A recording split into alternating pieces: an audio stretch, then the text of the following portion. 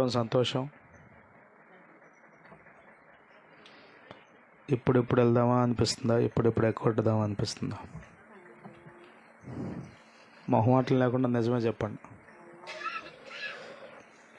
హల్లెలూయా, హల్లెలూయా. మీరు ఎంతమందికి వాక్యం వినడం ఆనందం?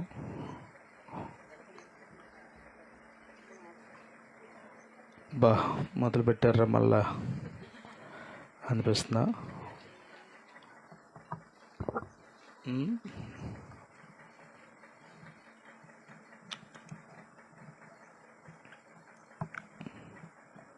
ప్రభు కృపచేత బ్రతుకున్నాం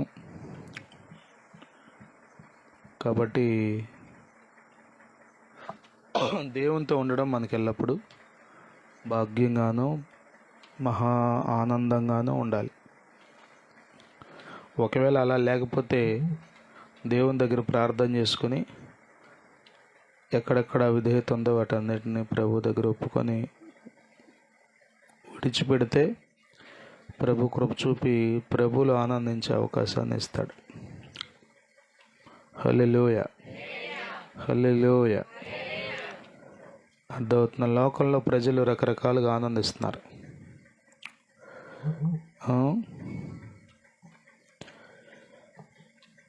ఈ ఆనందాలన్నీ క్షణికమైనవి, తాత్కాలికమైనవి, ఎల్లకాలం ఉండవు, ఎప్పుడూ ఉండదు. కానీ ప్రభువులో ఉండే ఆనందం శాశ్వతమైనది. హల్లెలూయా. కాబట్టి శరీరం కొంచెం కష్టమైన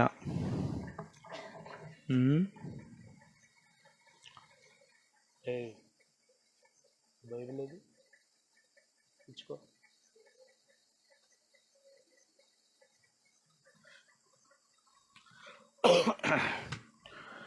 కొంచెం కష్టమైనా కానీ శరీర రీతిగా పగలంతా కష్టపడి పని చేసుకుని రాత్రి ఎంతసేపు కూర్చుంటామండి అంటారా? మేము చిన్నపిల్లలుగా ఉన్నప్పుడు కలాయిగుంట ఐపీసీ చర్చికి వెళ్ళేటప్పుడు మరి ఊడుపుల టైంలో, కోతల టైంలో కూడా బుధవారం శనివారం కోటాలకు వెళ్ళేవాళ్ళం.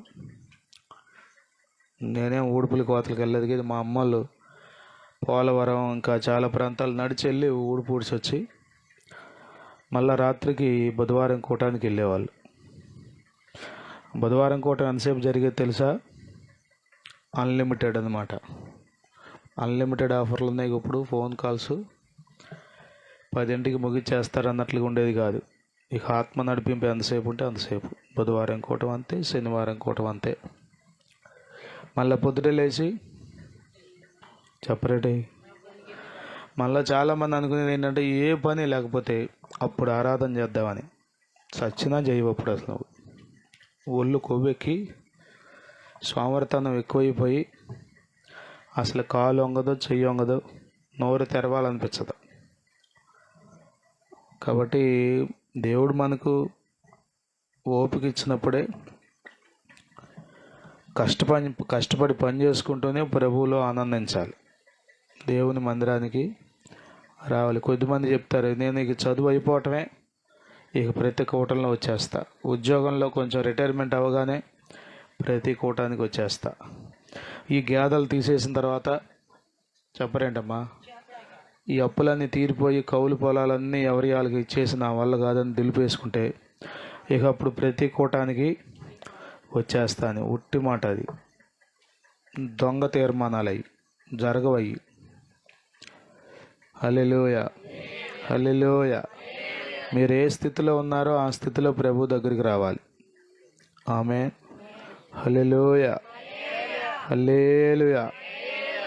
అర్థమవుతుందా మీకు? బలహీనంగా ఉన్నారా? అప్పుల పాలైపోయారా? అనారోగ్యంలో ఉన్నారా? ఒంటరితనంలో ఉన్నారా? అప్పుడే వచ్చేయాలి ప్రభు దగ్గరికి. ఎప్పుడో వస్తానంటే అది ఉట్టి మాట. రారాళ్ళు రాకుండా చెప్పడానికి ఆ మాట చెప్తున్నారు అన్నమాట. ప్రభువులు ఆనందించటం మీరు నేర్చుకోవాలి. దేవుని స్తోత్రం. హల్లెలూయా, హల్లెలూయా. అర్థమవుతుందా మీకు? ఆనందం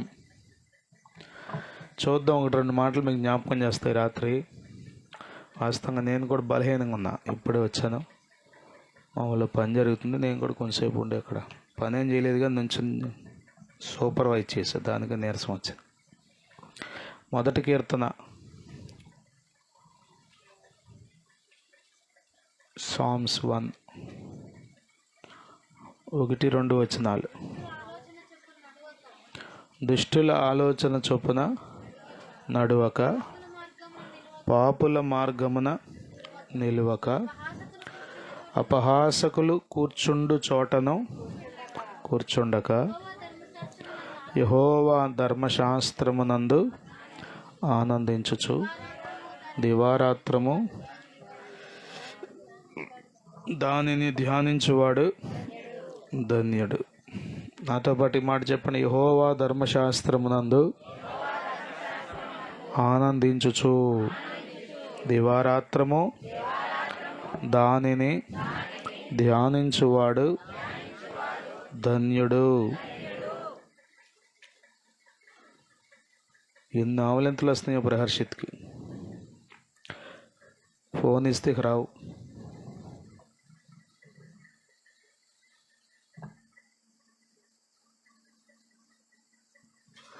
దేవుని వాక్యంలో ఆనందించడం అనేది ఒక క్రైస్తవుని యొక్క నిజమైన లక్షణం.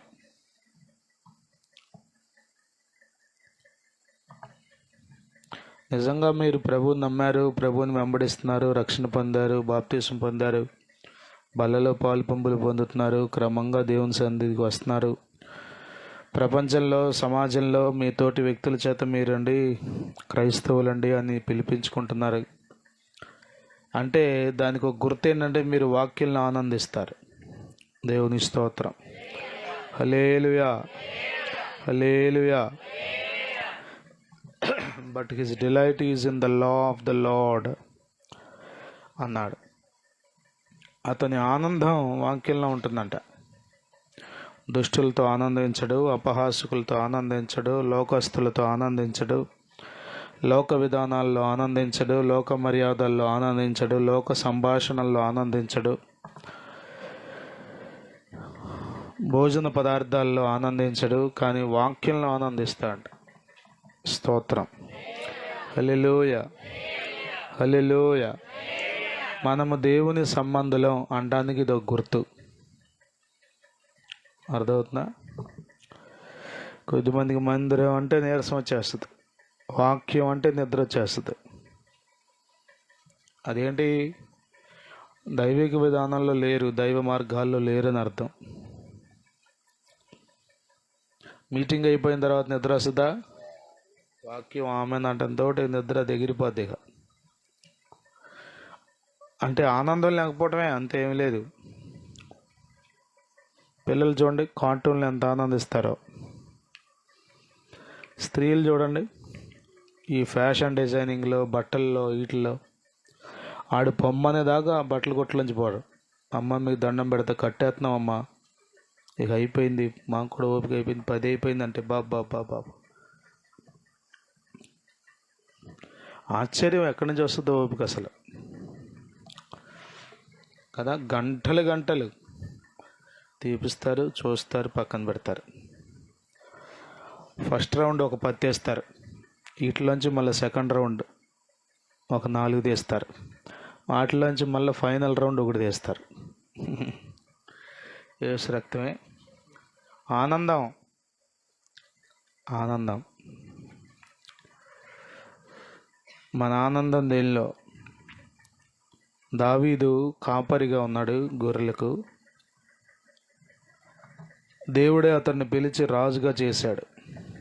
గొర్రెలు కాచుకుంటున్న దావీదును ఆ దొడ్లో నుండి పిలిచి ఇశ్రాయేలునేలే రాజుగా చేశాడు. సింహాసనంలో ఆనందించలేదు, అధికారంలో ఆనందించలేదు, దేవుడు తనకిచ్చినటువంటి సంపదలో, రాజ్యంలో ఆనందించలేదు, కానీ వాక్యంలో, దేవునిలో ఆనందించాడు.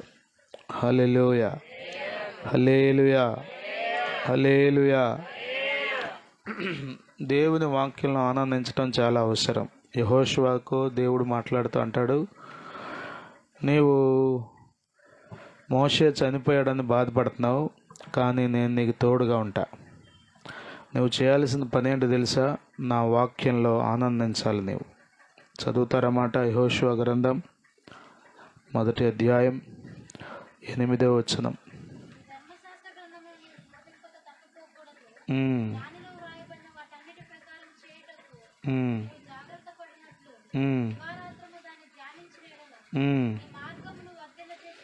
దివారాత్రము దానిని ధ్యానించిన ఎడల.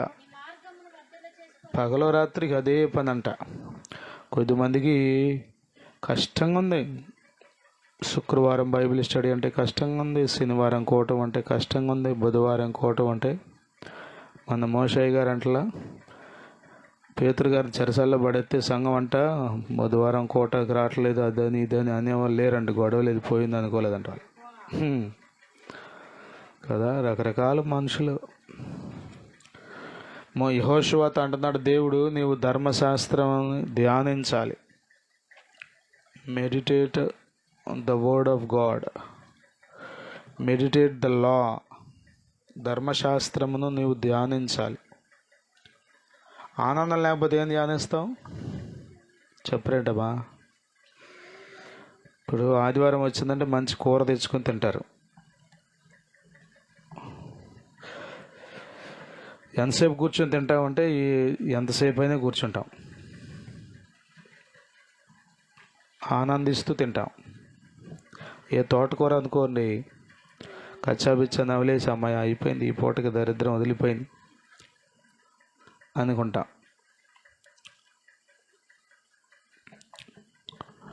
మానవ జీవితంలో ఏది ప్రయోజనకరమైందో, ఏది లాభకరమైందో, ఏది క్షేమకరమైందో ఇప్పటికీ, అంటే ఎన్నో సంవత్సరాలు వచ్చినా, ఎన్ని డిగ్రీలు చదివినా, ఎంత తెలివితేటలున్నా, ఆకాశ మండలానికి ఎక్కినా, సముద్ర దిగంతాల్లోకి దిగినా, ఎన్నెన్నో పరిశోధనలు చేయగలుగుతున్నా కానీ తెలుసుకోలేకపోతున్నాడు ఏది మనకు అవసరం, ఏది మనకు ఆనందాన్ని ఇస్తుంది, ఏది మన జీవితాలకు ప్రయోజనకరంగా ఉంటుంది. దేవుని స్తోత్రం. హల్లెలూయా. లీడర్షిప్ బుక్స్ నీకు 10 తెచ్చిస్తాను, అవి చదువుకో. అవి చదువుకుంటే నీకు నాయకత్వ లక్షణాలు వస్తాయి. అప్పుడు నువ్వు ఇశ్రాయేలుని ఎలా నడిపించాలో నీకు అర్థమైపోద్ది అన్నాడు దేవుడు. మనకేంటి చెప్పండి? అన్ని బుక్స్ చదువుతారు కొద్దిమంది. అన్ని బుక్స్ అంటే ఇష్టమే, కానీ బైబిల్కి వచ్చేసరికి ఇష్టం ఉండదు. కొద్దిమందికి భక్తుల జీవిత చరిత్రలు ఇంకా పుస్తకాలు చదువుతారు, మంచిదే, మంచి అలవాటే, కానీ బైబిల్ చదవరు. వాక్యంలో ఆనందించాలి. స్తోత్రం. హల్లెలూయా, హల్లెలూయా. వాక్యంలో పరవశించాలి, వాక్యాన్ని ఆస్వాదించాలి. దేవుని స్తోత్రం. హల్లెలూయా, హల్లెలూయా. అర్థమవుతుంది మీకు? ఈ ఆనందం మీరు అనుభవిస్తే కానీ తెలీదు. ఎంత ఎక్స్ప్లెయిన్ చేసినా. మామిడి పండు తీయగా ఉంటుందంటే ఏం చెప్తాం? ఇంకెట్టా ఉంటుందో చెప్పండి. మధురంగా ఉంటుంది. ఇంకెట్టా ఉంటుందో చెప్పండి. ఒక తింటే ఇంకే తెలుస్తుందిరా, నా వల్ల కాదురా అని చెప్తాం. వాక్యంలో ఉన్న ఆనందం, మాధుర్యం మనం రుచి చూస్తే విడిచిపెట్టలేం. రోమాపత్రిక 7వ అధ్యాయంలో అంటాడు పౌలు కూడా, చూడండి, భక్తులు వాక్యాలను ఆనందించారు, భక్తులు దేవుని వాక్యాన్ని బట్టి సంతోషించారు. రోమాపత్రిక 7వ అధ్యాయం 22వ వచనం.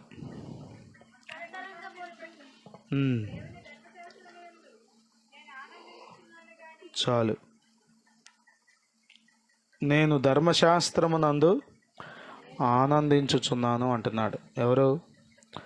పౌలు గారు. శరీరంలో ముళ్ళుంది, పాప మరణాలని ఏమో ఉక్కిరి బిక్కిరి చేస్తుంది, శరీరం అటు ఇటు లాగుతుంది, చేయకూడని అన్నీ చేపిస్తుంది, చేయమన్నవి అన్నీ వద్దంటుంది, ఎన్నెన్నో ఉన్నాయి పోరాటాలు. కానీ నా అంతరంగ పురుషుడు ఎక్కడ ఆనందిస్తున్నాడు తెలుసా? చదవండి ఇంకోసారి, ఫస్ట్ నుంచి చదవండి అమ్మా. అంతరంగ పురుషుని బట్టి దేవుని ధర్మశాస్త్రమునందు నేను ఆనందించుచున్నాను. గట్టిగా ఒకసారి చప్పట్లు కొట్టండి. హల్లెలూయా, హల్లెలూయా, హల్లెలూయా, హల్లెలూయా. వాక్యంలో ఆనందించటం ఆరోగ్యవంతుడైన క్రైస్తవుని లక్షణం. వాక్యంలో ఆనందం లేకపోతే జబ్బు చేసింది అనమాట. అతనికి ఆత్మీయమైన జబ్బులు వచ్చినాయి. అర్థమవుతుందా మీకు? పూర్ణం పెట్టారనుకోండి, నోరు చేదుగా ఉంటే ఎట్లా అనిపిస్తుంది? మాట్లాడలే మీరు. నోరు చేదుగా ఉంటే తీగా అనిపిస్తుంది పూర్ణం. అర్థమవుతుందా? నేను ఇక్కడ యాపాకులు నవ్వలేం. నాతో పాటు ఎవరు నవ్వలేరు? నువ్వా? ఆ రోజంతా నోరు ఒక రకంగా ఉంది, టేస్ట్ రాలా.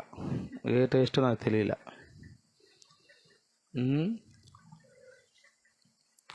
ఆస్వాదించలేకపోతున్నావు అంటే అర్థం ఏంటి? Something is wrong inside you. నీ లోపల ఏదో తేడా చేసిందని అర్థం. దేవుని స్తోత్రం. హల్లెలూయా, హల్లెలూయా. పాపలను ఆనందించటం తెలుస్తుందిగా నీకు, లోకంలో ఆనందించటం తెలిసిందిగా ఒకప్పుడు, కానీ వాక్యంలో ఎందుకు ఆనందించటం తెలియట్లే నీకు? ఆ అనుభవాలు లేవు నీకు.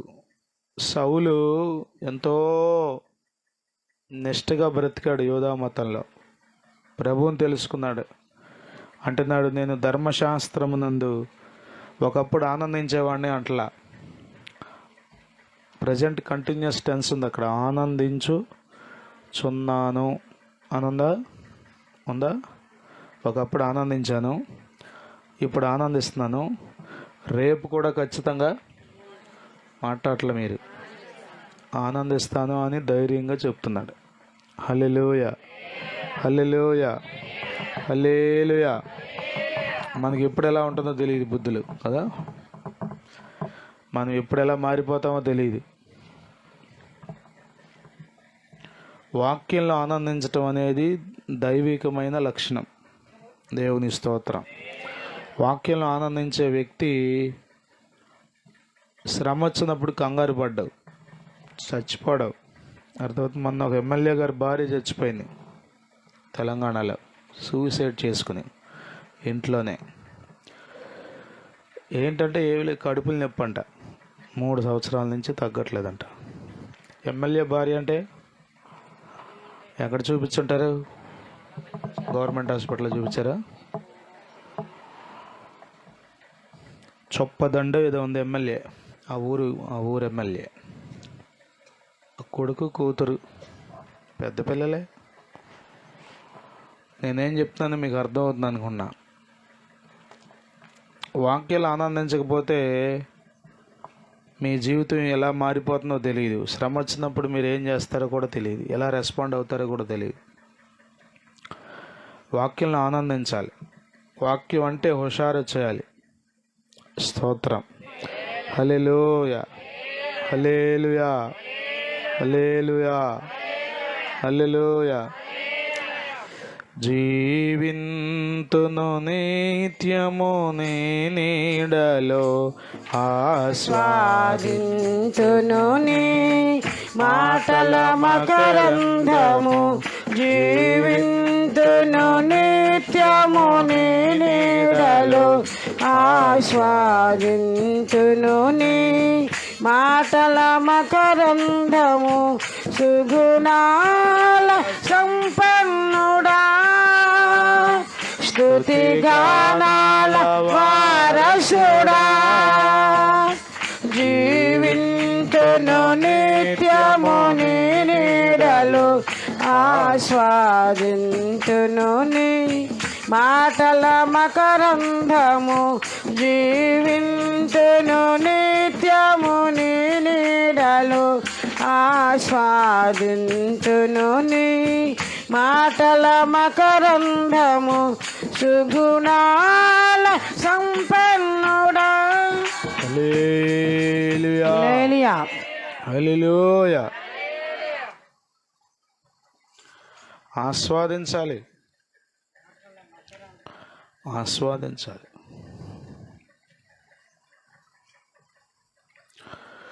ఒక్కొక్కరిది ఒక టేస్ట్ అవ్వచ్చు, కానీ వాక్యం మాత్రం అందరికి ఒకటే కదా. ఇప్పుడు ఈ అరిసెలు ఉంటాయి కదా, కొద్దిమంది గట్టిగా ఉంటే ఇష్టం, కర్ర కర్ర నవ్వులుతుంటే నవ్వులే కొద్దీ ఆ టేస్ట్. కొద్దిమందికి మెత్తగా ఉంటే ఇష్టం, పళ్ళు లేని వాళ్ళకి నీళ్ళలో నానబెట్టుకుని తింటే ఇష్టం. ఒక్కొక్కరిది ఒక ఇష్టం, కానీ లోపలికి వెళ్ళేది మాత్రం అరిసెగా వెళ్ళేది. ఇంకేమైనా వెళ్తుందా? కొద్దిమందికి సైలెంట్గా చెప్పేవాళ్ళు ఇష్టం, కొద్దిమందికి హడావుడి చేసేవాళ్ళు ఇష్టం. ఏదైనా కానీ మాట్లాడలా, వాక్యమే స్తోత్రం. వాక్యంలో ఆనందించాలి. ఆమేన్, హల్లెలూయా, హల్లెలూయా. దావీదు రాజు అండి, స్థితి మారిన ఆనందం ఎక్కడో ఎత్తుక్కోలే. స్థితి మారిపోయింది. కొంచెం డబ్బులు ఇస్తే మన విధానం మారిపోద్ది. ఒకప్పుడు మోకరించి బైబిల్ చదివిన వాళ్ళం, ఇక మోకరించి బైబిల్ చదవం, మంచం మీద పడుకుని చదువుతాం. స్థితి మారితే మా పరిస్థితులు కొంచెం దేవుడు ఆశీర్వదిస్తే రకరకాలుగా వచ్చేస్తాయి మన ఆలోచన విధానాలు. భలే వాళ్ళండి, నేను మారను అనుకుంటాం, కానీ ఆ టయానికి ప్రభు కృప చూపి వాక్యం మన హృదయంలో ఉంటే గట్టిగా నిలబడతాం, కానీ లేకపోతే ఊరకే జారిపోయే ప్రమాదం ఉంది. కానీ దావీదంట అసలు వాక్యంలో ఆనందమే. స్తోత్రం, హల్లెలూయా, హల్లెలూయా. వాక్యంలో ఆనందించకపోతే దావీదుకి వచ్చిన శ్రమలకి ఎప్పుడో దావీదు ఊరేసుకున్నా ఇంకోటి వేసుకున్నా చచ్చిపోవాలి. దేవుడు అభిషేకించిన తర్వాత ఎన్ని సంవత్సరాలు తిప్పలు పడ్డాడో, కొండల చుట్టూ, అడవుల చుట్టూ, గుహల చుట్టూ, ఎన్ని శ్రమలో.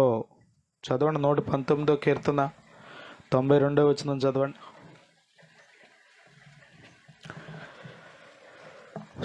త్వరగా తీయండి బైబిల్, అంతసేపా? నీ ధర్మశాస్త్రము నాకు సంతోషం ఇయ్యని ఎడల నా శ్రమయందు నేను నశించి ఉందును. 119:92. ఏంటి ఇస్తారు? వింటలేదు నువ్వు సరిగ్గా. 119:92 ఏమన్నారు? నాకు సంతోషం ఇయ్యని ఎడల నా శ్రమయందు నేను నశించి ఉందును. అయిపోయేవాడినే, ఎప్పుడో అయిపోయేవాడిని. ఏదో సౌలు గారు ఏదో పిల్లనిచ్చాడని ఆనందించట్లా నేను, దేవుడేదో రాజ్యం ఇచ్చాడని ఆనందించట్లా. నా సంతోషం అంతా ఈ మధ్యన ఏదో పాట పాడుతున్నాను, నా బలమంతా నీవేనయా,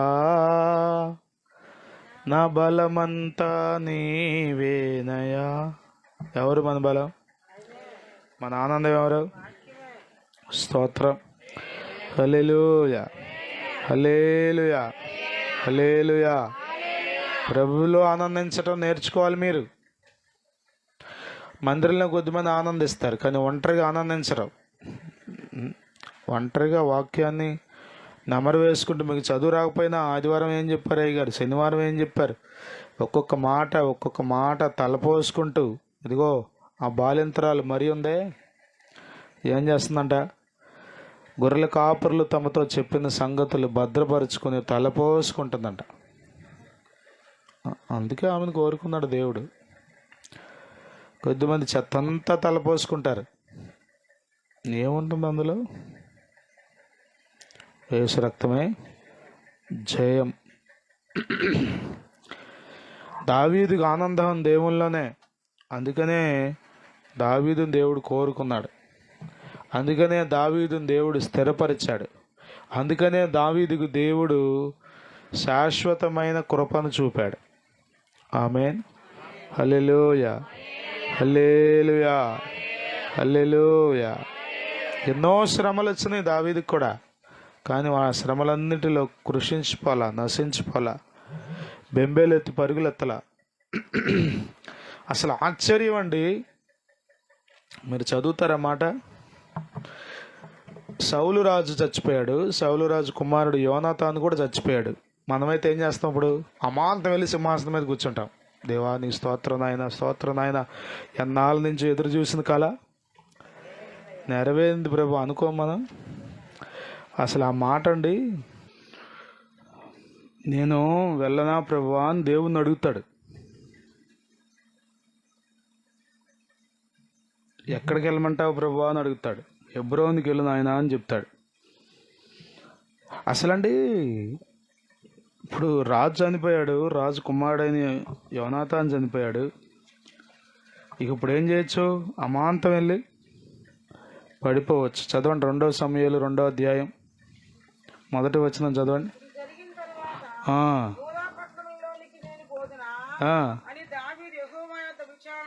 ఎక్కడ అడిగాడంట? మంత్రగాళ్ళని అడిగాడా? ఏంటి ముహూర్తం పెట్టండి వెళ్ళమంటారా, ఎప్పుడు వెళ్ళమంటారా అని అడిగాడా? అంటే ఎక్కడ ఆనందిస్తున్నాడు? ఏం చెప్తే వెళ్ళొద్దంటే ఏం చేస్తాడు? వెళ్ళడు. అసలు ఎంత ఎంత స్టాండర్డ్ లైఫ్ దావీదు చేశాడో. యోధా పట్టణాల్లోనికి వెళ్ళమంటావా ప్రభువా అని అడిగాడంట. ఎవరున్నారు అక్కడ? చంపడానికి చూసే సౌలు చచ్చిపోయాడు, సౌలు కుమారుడైన యోనాతాను కూడా చచ్చిపోయాడు. ఇక రాజ్యం ఎవరిది? దావీదే. దేవుడు ఇచ్చాడుగా, ఆల్రెడీ అభిషేకించాడుగా, ఇల్లు స్వతంత్రించుకోవచ్చుగా. కాదు కాదు కాదు కాదు. హై స్టాండర్డ్ ఉంటుందండి వాక్యం ఉంటే. మీ గుండెల నిండా వాక్యం ఉంటే మీ లైఫ్ చాలా స్టాండర్డ్గా ఉంటుంది. మీరు నోటంట వచ్చే ఒక మాట స్టాండర్డ్గా మాట్లాడతారు. బరువు తక్కువ మాటలు, విలువ తక్కువ మాటలు ఇక ఏమి ఉండవు. అవి పిచ్చి ఆలోచనలు, వంకర ఆలోచనలు ఉండవు. చదవండి మళ్ళీ. ఇది జరిగిన తర్వాత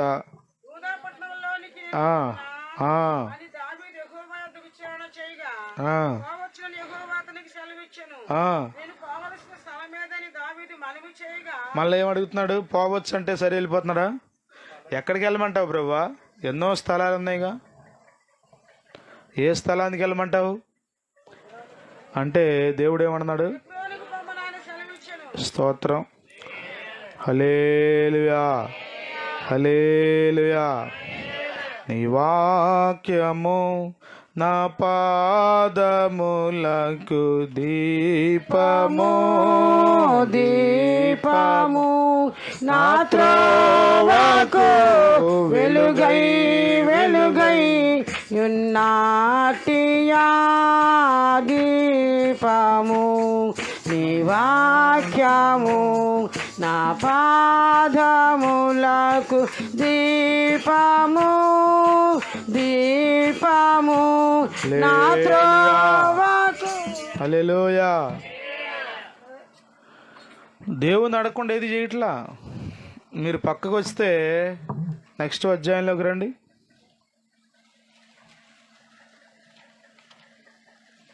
5వ అధ్యాయంలో రండి. 19వ వచనం. ఫిలిష్తీయులు దండెత్తి వచ్చి రెఫాయిము లోయలో వ్యాపింపగా దావీదు, నేను ఫిలిష్తీయులకు ఎదురుగా పోయేదనా, వారిని నా చేతికి అప్పగింతువా అని యెహోవా వద్ద విచారించడం అంటే దేవుని దగ్గరికి వెళ్ళి ఆయన పాదాలు పట్టుకుని అడగడం. అంత ఖాళీ ఉందా రాజుగారికి? మనకి రాజుకి అయితే ఉంటుందండి, మనకి ఎక్కడ ఉండదు. కానీ రాజుకి అందరూ పనిచేసే వాళ్ళు ఉంటారు కాబట్టి. అవునా? రాజు ఖాళీ ఉంటుందా?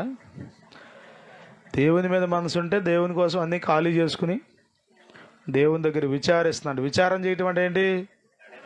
ఈ దేవుడు చెప్పేంతవరకు అక్కడే బతిమలాడుకుంటా ప్రాధేయపడుకుంటా కూర్చోవటమే, అంతేగాని ఒక మాట అడిగేసి లేచి చేయడం కాదు. ఫిలిష్తీయుల మీదకి వెళ్ళమంటావా ప్రభువా? గెలిపిస్తావా? ఓడిపోతానా? నువ్వు వారిని అప్పగిస్తావా నాకు? అడుగుతున్నాడంట దేవుని. అంటే ఏంటి? దేవుని మాటని ఎంత విలువైనదిగా తీసుకున్నాడో దావీదు. హల్లెలూయా హల్లెలూయా. వాక్యాన్ని ఆనందించే వాళ్ళు వాక్యాన్నే విలువైనదిగా తీసుకుంటారు. మిగతా అన్నీ పెద్ద ఇంపార్టెంట్ విషయాలు కాదు. అర్థమవుతుందా? కొద్దిమందికి ఇక్కడ అడుగుతారు అయ్యగారిని, అయ్యా ఏం చేయమంటారు? మళ్ళీ ఇంటికి వెళ్ళిన తర్వాత అయ్యా మరి ఎట్టాగు మరి అట్టాగు మరి మరి మరి మరి యేసు రక్తమే జయం. ఏది మనకు విలువైంది? నీతో ఉన్న మనుషులను ప్రేమించు, గౌరవించు, కానీ ఏది నీకు ప్రామాణికంగా ఉండాలంటే దేవుని వాక్కు, దేవుని మాట, స్తోత్రం కలుగును గాక. హల్లెలూయా, హల్లెలూయా. అర్థమవుతుందా మీకు? దేవుని మాట ప్రామాణికం. దావీదన్న యెహోవా ధర్మశాస్త్రమునందు ఆనందించుచు దివారాత్రము దానిని ఒక పగలు రాత్రన్నా వాక్యం చదివే అనుభవం ఉంటే బాగుండేమనిపిస్తుంది నాకు. అసలు కంప్లీట్గా పగలు రాత్రి ఆ రోజంతా ఒక రోజన్నా జీవితంలో కుదురుద్దంటారా? వాక్యం మీదే దృష్టికి ఏమీ లేదు. ఏదన్నా మొదలు తింటాం, వాక్యం చదువుకోవటం, పగలు రాత్రి.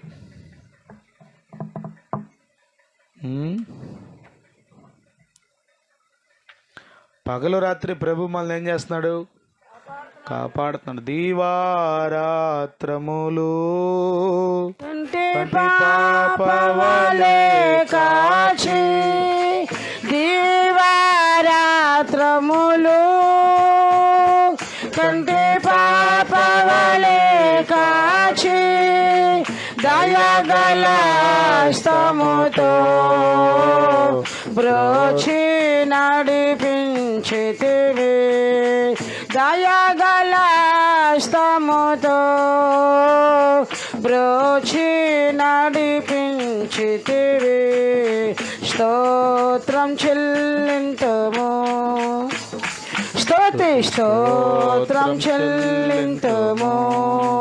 యేసునాథుని మేలులు తలంచి, యేసునాథుని మేలులు తలంచి స్తోత్రం చెల్లింతుము.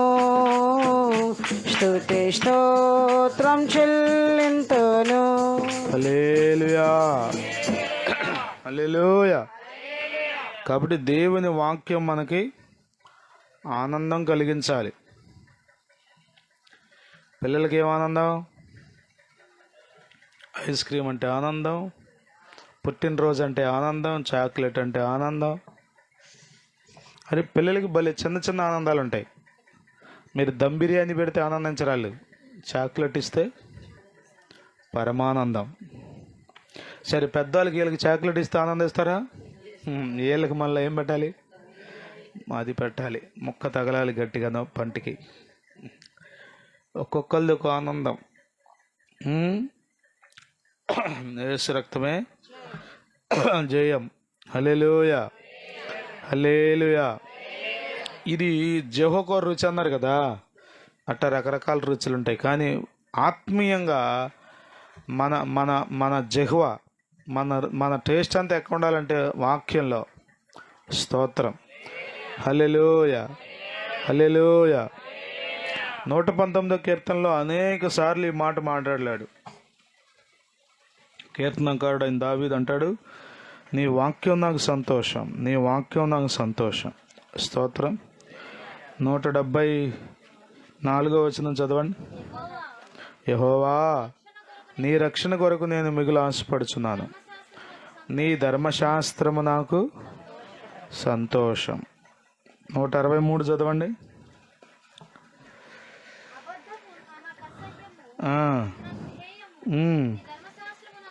నీ ధర్మశాస్త్రము నాకు ప్రీతికరము. 165వ వచనం చూడండి. ప్రేమించే వారికి ఎంతో నెమ్మది. 148 చూడండి.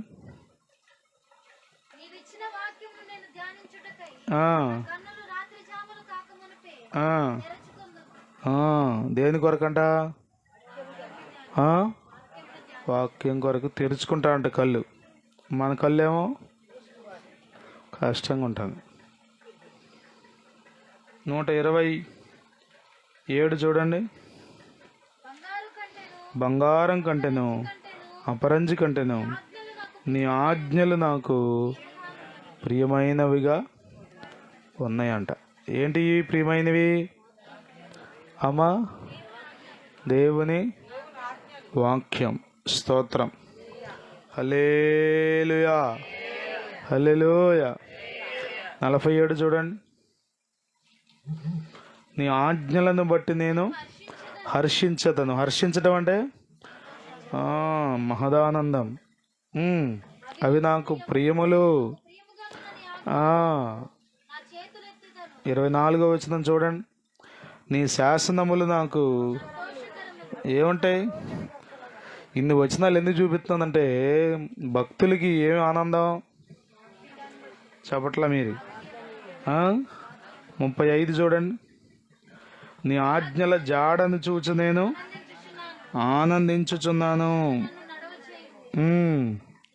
72 వేల కొలది వెండి బంగారు నాణెముల కంటే నీవిచ్చిన ధర్మశాస్త్రము నాకు మేలు.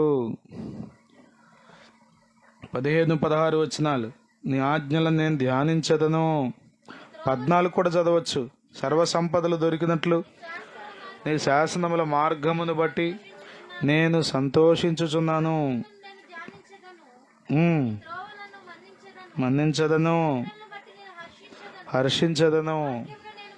నీ వాక్యమును నేను మరువకేను. ఏంటి ఇదంతా? వాక్యంలో ఆనందం, వాక్యంలో ఆనందం, వాక్యంలో ఆనందం. స్తోత్రం, హల్లెలూయా. 77వ వచనం చదివాము మనం. నీ ధర్మశాస్త్రము నాకు సంతోషకరములు. హల్లెలూయా. ముగించేస్తున్నాను. కాబట్టి వాక్యంలో మనం ఆనందించాలి. మరలా చెప్తున్నాను, వాక్యంలో ఆనందించకపోతే మీరు ఆత్మీయంగా జబ్బు స్థితిలో ఉన్నారు, ఆత్మీయంగా అనారోగ్య పరిస్థితిలో ఉన్నారు. అర్థమవుతుందా మీకు? కొద్దిమందికి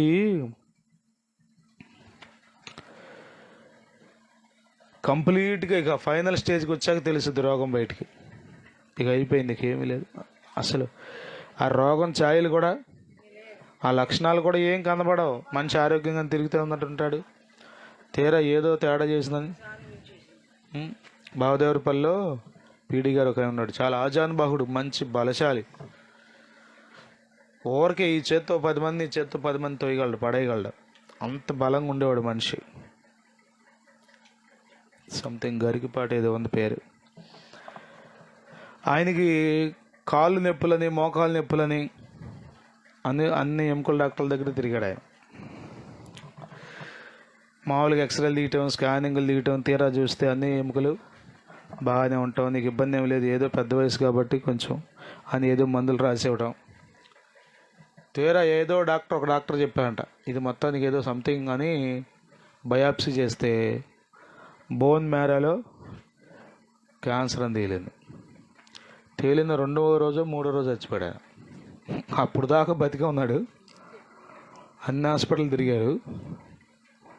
ఆశ్చర్యం అసలు. మామూలు బలశాలి కాదు, గట్టి మనిషి, మంచి మనిషి, మంచి మనిషి. నన్ను బాగా పలకరించేవాడు.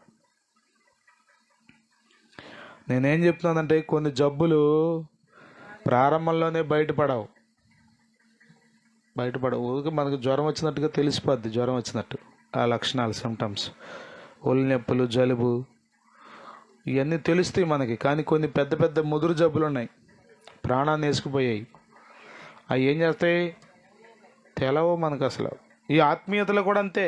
మనకు జబ్బు చేస్తే మనకు తెలియదు, జబ్బు చేసినట్టు కూడా తెలియదు. మందిరానికి వస్తాం, వెళ్తాం, ప్రార్థన చేసుకుంటాం, కానుకెత్తాం, చప్పట్లు కొడతాం, మంచి తెల్ల బట్టలు వేసుకుంటాం, అన్నీ చేస్తున్నట్టే కనబడతాం. కానీ జబ్బు చేసిందని తెలియదు. ఎట్లా తెలుస్తుంది? సిమ్టమ్స్ ఇవి.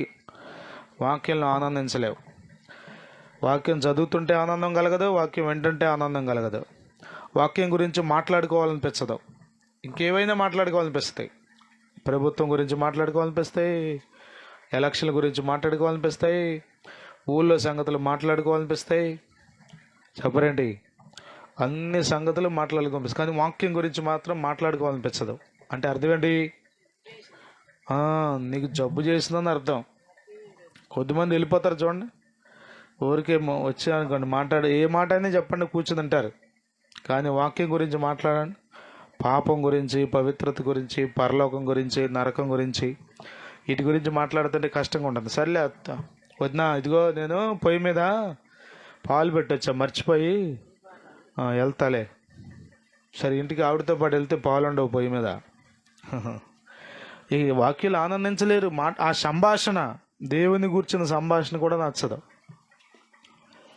కాబట్టి ప్రియులరా, వాక్యాలను ఆనందించడం చాలా చాలా అవసరం. ఈ దినాల్లో లోకం అంతా ఎవరి ఆనందాలు వాళ్ళు ఎత్తుకున్నారు. యేసు రక్తమే జయం. ఒక పిల్లకి కారు డ్రైవింగ్ రాదంట, చూసే ఉంటారు మీరు ఈ మధ్యన రీలు. డ్రైవింగ్ రాదు కానీ డ్రైవింగ్ చేస్తున్నట్టుగా ఆ కొండ డ్రైవింగ్ చేస్తున్నట్టుగా రీల్ చేయటానికి మరి ఎవరు ఫోటో తీస్తున్నారు, వీడియో తీస్తున్నారు. ఈమె డ్రైవింగ్ సీట్లో కూర్చుంది, రివర్స్ గేరేసి కొండ పైకి ఎక్కుతుంది. ఇక అంచుకొచ్చింది, నెక్స్ట్ లోయే ఉంది అటు. చూసే ఉంటారు మీరు చూసారు లేదో మరి వీడియో. బ్రేక్ మీద కాలు అయిపోయి ఎక్సలేటర్ మీద కాలు వేసిందంట రివర్స్ గేర్లో. ఈ వీడియో తీసేవాడు పరిగెత్తుకెళ్ళాడు ఫోన్ అక్కడ పడేసి. అప్పటికి కారు వెళ్ళిపోయింది, మనిషి వెళ్ళిపోయింది. ఏంటి ఆనందం అంటే ఇక అది ఏమానందం? రీల్స్ ఆనందం. ఇప్పుడు ఈ మధ్యకాలంలో పిల్లలందరికీ ఇదే ఆనందం. ఏదో ఒకటి చేయాలి కదా, ఏదో ఒకటి చేయాలి. ఫోన్ ఆనందం ఎక్కువైపోయింది మనుషులకి. యేసు రక్తమే జయం. కొన్ని కుక్కలకు ఉంటే ఆనందం తెలుసా మీకు? అది ఎక్కడ పోయి వచ్చి బండి మీదే పోస్తుంది పాసు. మనం ఏదైనా వస్తువు పెట్టుకుంది అక్కడికే వస్తుంది, కాలు ఎత్తుద్ది. యేసు రక్తమే. అదో సునకానందం అంటారు తెలుసుగా మీకు? అది అదొక ఆనందం. లోకంలో రకరకాల ఆనందాలు ఉన్నాయి. మనం దేవుని బిడ్డలం, వాక్యంలో ఆనందించాలి. ఆమేన్, హల్లెలూయా. ఇంకొక మాట చదవండి, ముగించేస్తాను. 112వ కీర్తన 1వ వచనం.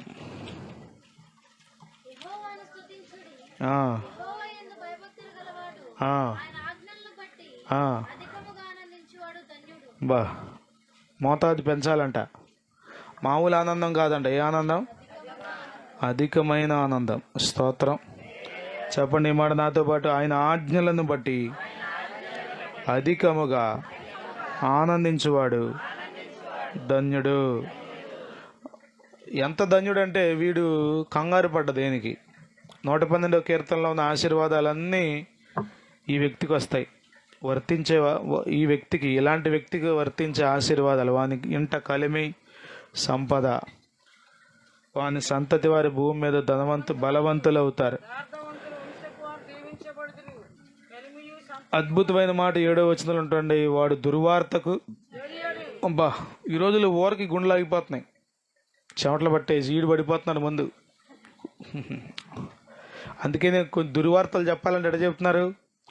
ఆగి ఆగి ఆలోచించి, ఈడు బాగానే ఉన్నాడా, తట్టుకుంటాడా, నిలబడతాడా, పడిపోతాడా, చచ్చిపోతాడా, ఈయన హాస్పిటల్ తీసుకెళ్లాల్సి వస్తుందా ఏంటని ఆలోచించి బేరే చేసుకుని 1కి 10 సార్లు యేసు రక్తమే జయం. నువ్వు వాక్యంలో ఆనందించే వ్యక్తి అయితే ఏ వార్తకు జడియు. ఆమేన్, హల్లెలూయా. భూమి మీద మన అందరం ఏ వార్త వినాలని కోరుకుంటాం? మంచి కబుర్లు వినాలని కోరుకుంటాం. కానీ ఎప్పుడు మంచి కబుర్లే వస్తాయా?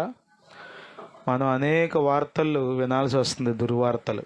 అలాంటప్పుడు కూడా జడియకుండా ఉండాలంటే ఏం చేయాలి? వాక్యంలో ఇంకొంచెం మోతాదు పెంచి అధికంగా ఆనందించాలి. చదవండి 1వ వచనం. యెహోవాను స్తుతించుడి, యెహోవా యందు భయభక్తులు గలవాడు, ఆయన ఆజ్ఞలను బట్టి అధికముగా ఆనందించువాడు ధన్యుడు. అధికంగా ఆనందించు. ఏముందండి ఆనందం అసలు? వాక్యంలో ఏం ఆనందం ఉంది? ఆవకాయ పచ్చళ్ళు ఏం ఆనందం ఉంది? అబ్బో మొదలెడతారు దాని చరిత్ర. అసలు కొద్దిమంది అండి అన్ని చరిత్రలు తెలుసుకుంటారు.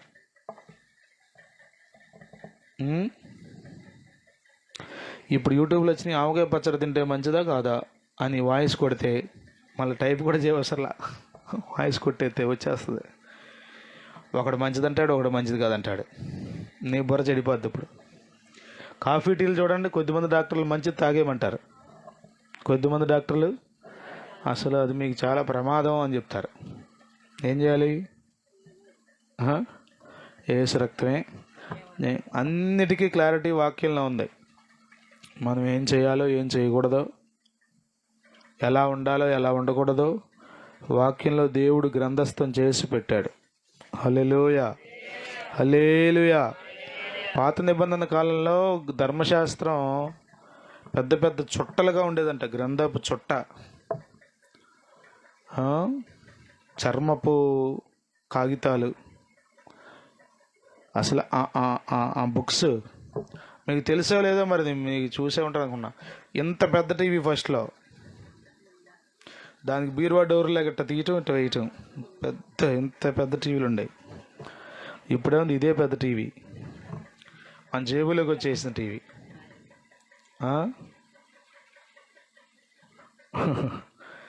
మేము చిన్నప్పుడు శుక్రవారం చిత్రలహరి ఏదో ఉండేది, ఒక 5-6 పాటలు వచ్చాయి సాయంత్రం పూట అర్ధ గంట. ఆదివారం సాయంత్రం ఒక సినిమా, ఆదివారం పొద్దుటే రామాయణమో సంథింగ్ ఏదో వేసేవాళ్ళు. ఇక 3-4 కార్యక్రమాలకి వెళ్ళిపోతా ఉండేవాళ్ళు. ఊరు మొత్తం మీద ఒకటే టీవీ, ఏసు రక్తమే. నేనేం చెప్తున్నాను అర్థమవుతుంది మీకు? పాత నిబంధన కాలంలో వాక్యం, ధర్మశాస్త్రం ఇంత సింపుల్గా లేదు, ఇంత సింపుల్గా లేదు. సిస్టమ్స్ కూడా అంతే. ఇప్పుడు కంప్యూటర్లు, ల్యాప్టాప్లు, ట్యాబ్లు, ఐప్యాడ్లు ఇవన్నీ సింపుల్గా వచ్చేసినాయి. సిస్టమ్స్కి కంపల్సరీ ఏసీ ఉండాల్సి వచ్చేది. అంటే ఒక్కో సిస్టమ్ ఒక్కో రూమ్ అంత ఉండేదంట. సిపియు ఫస్ట్ జనరేషన్ కంప్యూటర్స్లో ఒక్కో సిస్టమ్ ఒక రూమ్ అంత ఉండేదంట. ఒక రూమ్ అంత పట్టేది కంప్యూటర్. అంత కంప్యూటర్లో ఇప్పుడు ల్యాప్టాప్ అంటే తెలుసా?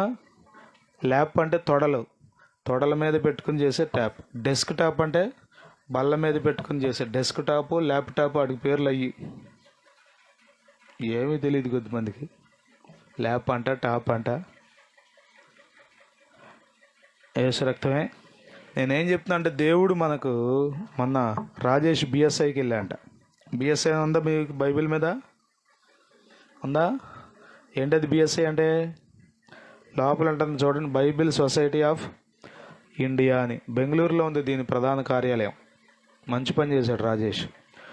మొన్న అక్కడికి వెళ్ళాడు. మన గ్రూపులో కూడా ఫోటోలు పెట్టాడు, చాలా చూసే ఉంటారు మీరు. వాళ్ళు మనకి ఎన్ని రకాల బైబిల్ తయారు చేసేస్తున్నారో. ఎంతో ప్రయాసపడి కష్టపడి మనకు వచ్చేంత ఖరీదు కాదు అది. ఇప్పుడు ఈ బైబిల్ 2000, కానీ 2000కి ఈ బైబిల్ రాదు అసలు. ఈ పేపర్ కానీ క్వాలిటీ కానీ రాదు. కొద్దిమంది అక్కడ కూడా బేరమే. ఒక బైబిల్ చాలదా ఇంట్లో? 4 బద్ద ఒకటి చాలా? 4 బద్ద అందరూ ఒకటే 4 బద్దతో గీసుకోండి 4. అంతేనా? ఎవరి బ్రష్యాలకి, ఎవరి టవలాలకి సపరేట్, ఎవరి ప్లేటు అన్నీ ఎవరి వాళ్ళకి. కానీ బైబిల్కి వచ్చేసరికంటే ఒకటే అంట. మరీ కక్కుర్తి బుద్ధులు కాకపోతే ఏంటి? మన అయ్యగారు చెప్పారు, ఉత్తర కొరియాలో ప్రాణాలకి తెగించి బైబిల్ తీసుకెళ్తున్నారంట. కిమ్, ఉత్తర కొరియా కిమ్ గురించి మీకు తెలుసో లేదో? నరరూప రాక్షసులు ఎవరన్నా చూడాలి అనుకుంటే అతన్ని చూస్తే తెలిసిపోదు మీకు రాక్షసుడు అంటే ఇట్లా ఉంటాడని. అంత భయంకరుడు. మిగతా దేశాల అధ్యక్షులు వేరు, కానీ అతడు వేరు. చాలా భయంకరుడు, చాలా అంటే చాలా. అలాంటి ప్రాంతాలకి అసలు వాక్యం లేదు, కానీ బైబిల్ తీసుకెళ్తున్నారంట. ఎట్లా? చాలా రహస్యంగా ప్రాణాలకు తెగించి. నేను ఎంత ఎందుకు చెప్తున్నా అంటే, దేవుడు మనకు చాలా శ్రేష్టమైన గ్రంథాలు మన చేతుల్లో పెట్టాడు. హల్లెలూయా, హల్లెలూయా. మన వాక్యంలో ఆనందించాలి. ఆమె ప్రభువా, నీవు ఇచ్చిన వాక్యమును బట్టి నీకు వందనాలు. అర్ధరాత్రి లేవాలంట కదా. నేను అర్ధరాత్రి లేస్తున్నా అన్నాడు దావీదు. రాత్రి జాములు ఎందే అర్ధరాత్రిలో నేను మెలకువగా వచ్చి లేచి వాక్యం చదువుకున్నా. వాక్యాన్ని ప్రేమించాలి, వాక్యాన్ని ఆనందించాలి. ఈ తరంలో వాక్యాలు ఆనందించే అనుభవాలు కనబట్ల. చాలా తక్కువ మంది వాక్యాలు ఆనందిస్తున్నారు. మీటింగ్కి వెళ్తారా కష్టపడి, కానీ అక్కడికి వెళ్ళి వాక్యాలు ఆనందించరు. జీడీలు ఎక్కడ దొరుకుతాయి, జిలేబీ ఎక్కడ దొరుకుద్ది, మంగళసూత్రాలు ఎక్కడ దొరుకుతాయి, తాలిబొట్లు ఎక్కడ దొరుకుతాయి, ఆడి అడ్డ తిరుగుతారు. ఆ కొట్లు ఎక్కడ దొరుకుతాయి? అయ్యి ఆటి కోసం ఒక గోరంట్లు వెళ్ళింది. లాకెట్లు అవన్నీ ఉంటాయి. ఆడి ఏలాడేస్తాడు 100 తాళ్ళు. మీరు ఎప్పుడైనా గుర్తుపెట్టుకుని వాక్యం వినబడేటప్పుడు పిన్ డ్రాప్ సైలెన్స్గా కూర్చోవాలి. ఏం అసలు మనకు వద్దు, మిగతా వ్యాపారం వద్దు అసలు. ఖాళీ టైంలో వెళ్ళండి, చూసుకోండి, అంతే. వాక్యం ప్రాముఖ్యం. స్తోత్రం. హల్లెలూయా, హల్లెలూయా. ఇంకో మాట చెప్పనా, సన్నిధిలో కూర్చుని అంత శ్రద్ధగా మన ఇంటి దగ్గర కూర్చుని వాక్యం చదవలేం, వెళ్ళాం. బైబిల్ స్టడీ ఉందా? నేను కూడా నిన్న బందర్ వెళ్ళి వచ్చాను. కంప్లీట్ అయ్యాడు. నా పరిస్థితి అయిపోయింది. ఫోన్ చేసేసరికి మాధవి కోల్పొలం ఎక్కడ ఉన్నా, జెన్నీ కలిపా, వచ్చా. జెన్నీ ఉంటుంది కదా అని నేను స్నానం చేసి విపరీతమైన ఆకలి. అదే సన్నిధులు అట్లా చేస్తావా? ఇదిగో నేను ఇప్పుడు వచ్చేసి ఇక్కడ నుంచి ఉన్నా, స్నానం కూడా చేయలే. సన్నిధే దేవుని స్తోత్రం. అందుకనే దేవుడు మనకి కోటాలు పెట్టాడు. శుక్రవారం, బుధవారం, శనివారం, ఆదివారం. ఇవన్నీ ఎందుకు అనుకున్నారు కొద్దిమంది? ఇవన్నీ చాలా చాలా అవసరం.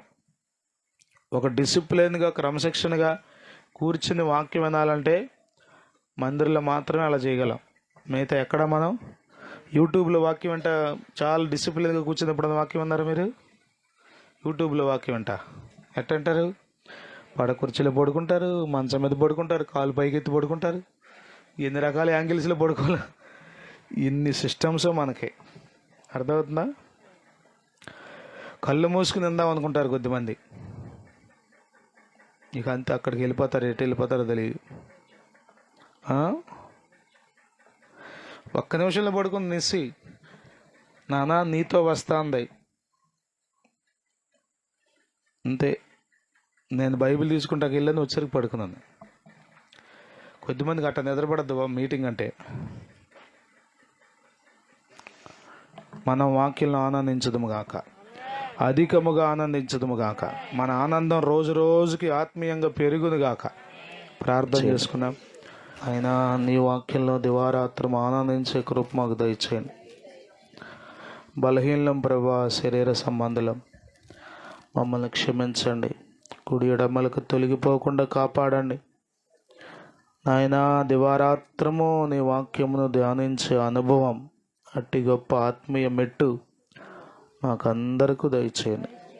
పొడి భక్తొద్దు ప్రభా, పై భక్తొద్దు నాయన. లోతుకు నడిపించబడ్డానికి, ఇష్టపూర్వకంగా మేము మిమ్మల్ని కోరుకోవడానికి సహాయం చేయండి అయా. నీలో నా ఆనందం మేము రుచి చూడడానికి నిజముగా సహాయం చేయండి. కనికరించి లేవనెత్తండి. ఈ రాత్రి ఎంతమంది బిడ్డలు నీ వాక్యం విన్నారో వారందరి హృదయాల్లో నీ కార్యం చేయండి. రేపటి ఆరాధన కొరకు మమ్మల్ని అందరినీ సిద్ధపరచండి. యేసుక్రీస్తు నామంలో ప్రార్థించి వేడుకొంచున్నాము తండ్రి. తండ్రి, కుమార, పరిశుద్ధాత్మల త్రియేక దేవుని సన్నిధి కూడి ఉన్న మనకు భూలోకంలోని సకల పరిశుద్ధులకు సదా తోడయుడు నడిపించును గాక. ఆమేన్.